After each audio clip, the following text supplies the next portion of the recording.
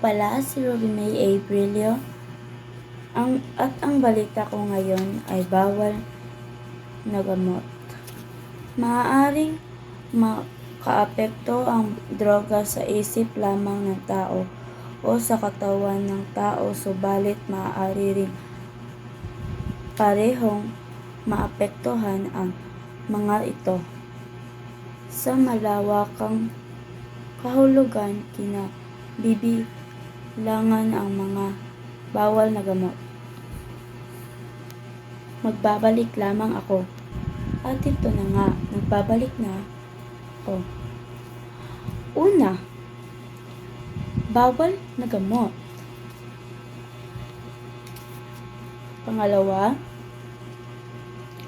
pagkalulong sa bawal na gamot.